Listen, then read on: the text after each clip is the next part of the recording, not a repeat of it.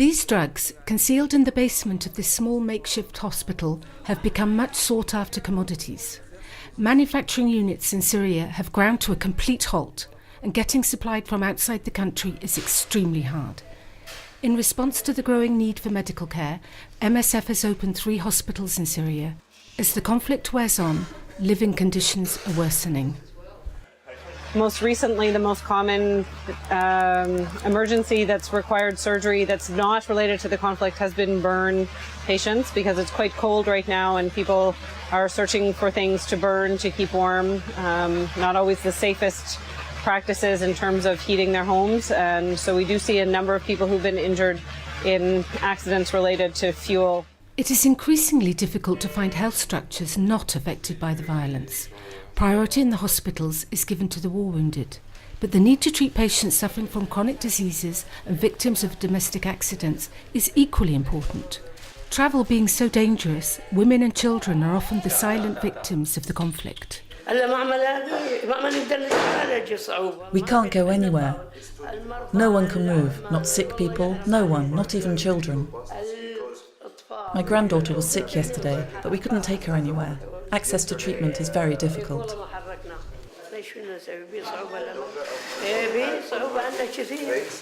According to the United Nations, 2.5 million Syrians are displaced within the country, and access to healthcare is extremely difficult.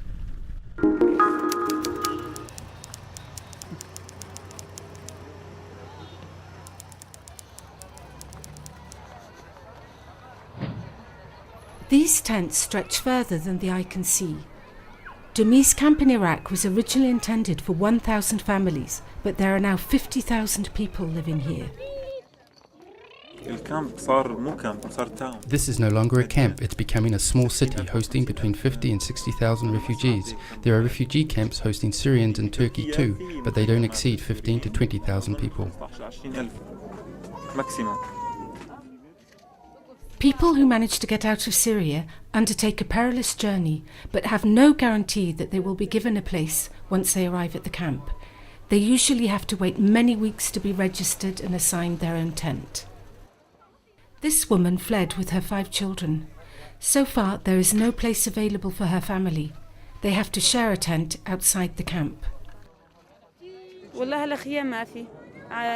We didn't get a tent, there are none left in the camp. And we have no idea about the procedures in the camp. We have young children who don't have milk, diapers or food. I don't know when we'll get these things, how long the situation will last. They said they'll provide us with these things. In spite of the generosity of these host countries, the situation is similar in Turkey, Lebanon and Jordan. After 2 years of conflict, refugees continue to pour in, and the need for international aid has become even more pressing.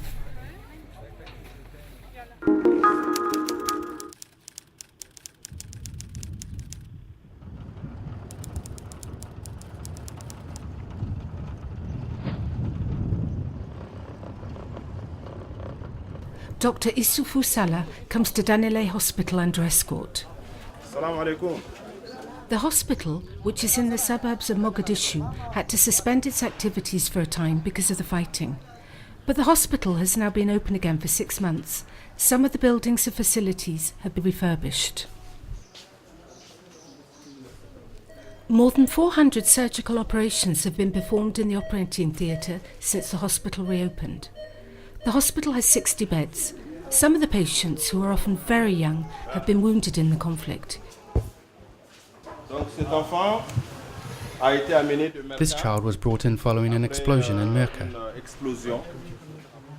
Even if Danileh hasn't seen any combat for several months, there is still some sporadic fighting. The healthcare teams regularly see many patients suffering from chronic illnesses such as diabetes and high blood pressure. Over 250 emergency consultations are provided every month. He had to have stitches for his head wound. They did an X-ray and it was fine, so they'll give him his treatment and he can go home. As there's very limited access to healthcare in the country, patients often have to travel a long distance.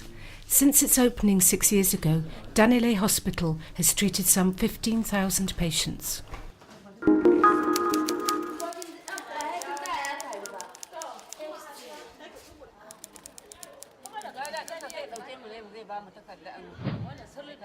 The hospital in Jahun is celebrating. After having fistula repair surgery and lengthy rehabilitation, these women are finally cured. But it's been an uphill battle. Fistula is caused by difficult and lengthy home births and can lead to incontinence.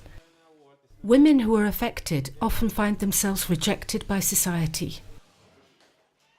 The typical experience of a fistula patient that we see in the Jahun program and that is common worldwide is that these women suffer an incredible degree of isolation, stigma, and shunning from their community. Set up at MSF's instigation, this fistula repair surgery unit at Jahun Hospital has become one of the country's biggest in just a few years. Every month sees over 400 mothers giving birth here in optimum conditions, and around 40 women have fistula repair surgery followed by rehabilitation care. The process to prepare the patient for surgery and recover them fully after the surgery, rehabilitate them fully, an average inpatient stay would be between 6 weeks, 2 months. Fistula is a major public health issue in Nigeria. It is estimated that over 800,000 Nigerian women are affected.